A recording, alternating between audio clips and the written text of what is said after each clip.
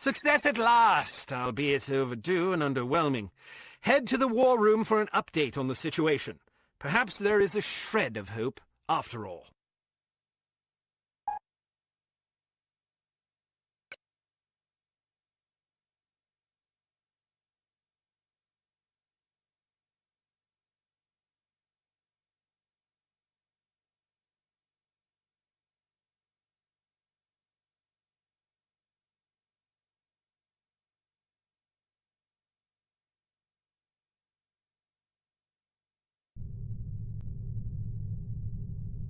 Can't believe this. She's late again.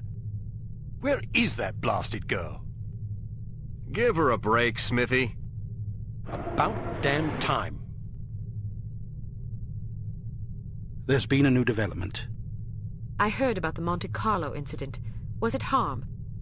Indeed, they've just issued their demands.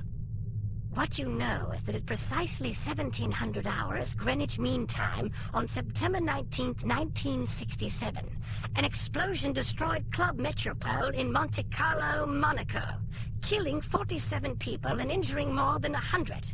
What you do not know is that the source of the blast was not a mechanical device, but rather a man, Commissioner Maurice Albert. Because you are at least somewhat familiar with the research of Dr. Otto Schenker, you are therefore capable of comprehending both the plausibility of this claim as well as its implications. As we have demonstrated, our organization, HARM, possesses the recipe for a biological weapon of such insidious potential and singular destructive power that no one on the planet is safe. Unless our demands are met. This is outlandish. By now, I'm sure you have received the itemized list of our requirements. You have exactly 1 week to fulfill these requirements. If our demands are not met, we will be forced to discipline you. Already, we have infected prominent individuals in 36 major metropolitan areas around the world. The first of our unsuspecting victims will detonate at exactly 0600 hours on September 26th. The estimated death toll is 1 million people! They're mad.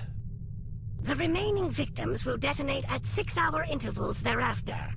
Once our terms have been met, we will deliver a list of infected persons as well as a quantity of antidote sufficient to curtail this catastrophe.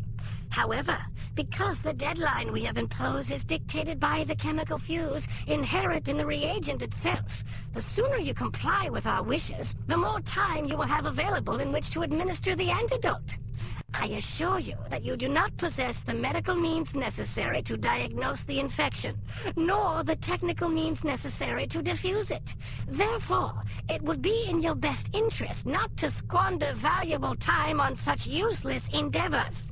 Furthermore, any attempts by your secret service organizations to interfere with HARM shall be severely punished.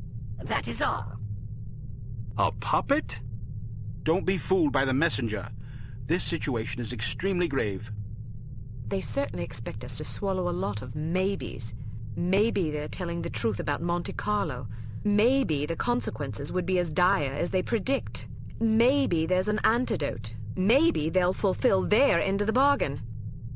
I tend to agree with you, Agent Archer. But for the time being, I suggest we take them at their word. The word of a puppet? What are their demands? Mr. Smith? £50 million sterling, the continent of Australia, and an internationally recognized holiday to be known as Praise Be to Harm Day. I don't see the point. Presumably it is to praise harm. Not in the holiday. In their demands. It's obvious we aren't capable of fulfilling them. HARM must want us to forfeit. Nonsense. They may be madmen, but we have to presume they aren't completely irrational. And why even issue demands if their sole purpose were to cause destruction and chaos? Perhaps they expect a partial capitulation. That way they can get what they really want, the £50 million sterling. But they can also justify punishing us when we come up short on their other demands. It's obvious from the way they go on about their secret weapon that they're just itching to use it again. You hardly have the experience necessary to support such speculations. Archer may be onto something. In any case, Harm's motives are irrelevant. Our goal is to stop them, completely. No capitulation, no compromise. What about their warning? Once again, we must take them at their word. It is therefore imperative that we act swiftly and decisively. Our objectives are clear. We must obtain the list of infected individuals. We must get our hands on the antidote, and we must recover Dr. Schenker. And Volkov? He's only a threat if he knows what we're up to. If our theories are correct about Agent Lowry, Volkov shouldn't be much of a concern. What if your theories aren't correct? Then may God help us all. I hope we can come up with a better plan than that. What about the information we got off the ship? Well, the containers you photographed weren't accounted for on the shipping manifest, which comes as little surprise. However, much of the cargo aboard the freighter was on its way to a chemical plant in southern England. Not much to go on. Be that as it may, it's better than sitting on our hands waiting to find out if Archer's correct about Harm's intentions. And the captain's log? Useless. Shite. Tell us about this chemical plant. It's owned by Dumas Industrial Enterprises. Dumas? As in Baron Archibald Dumas? What do you know about him? Only what I've read in the papers. Apparently, he's a reclusive chap who spends much of his time hunting big game in Africa and Southeast Asia. No one knows much about him except that he inherited the company from his father about 10 years ago. We're counting on you to discover whether or not he's connected to Harm. And if he is? First things first. For now, try to get an audience with the man. Size him up. We need to know what sort of fellow we're dealing with. Your best bet is to see if you can catch him at the chemical plant. There's also a corporate office up north, but apparently he doesn't spend much time there. Whatever you do, don't jeopardize your cover. It's imperative that we take Harm by surprise. Understood. I have a hunch we're getting close. If this lead pays off, we'll be one important step closer to victory.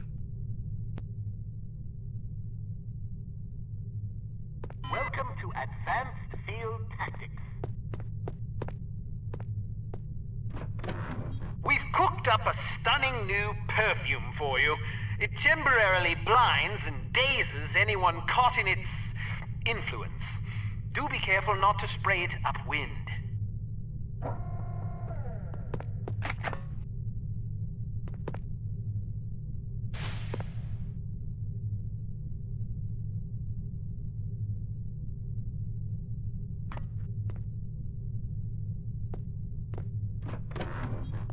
This little fellow is one of our most refined inventions, the P421 Canine Persuader. Just start it up with this convenient pull cord and set it on the ground. Using sophisticated olfactory sensors, the P421 will seek out the nearest dog within its range and release a cloud of pheromone gas designed to enamor canines of either sex.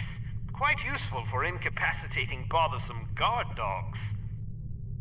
Use your robotic poodle to distract the guard dog.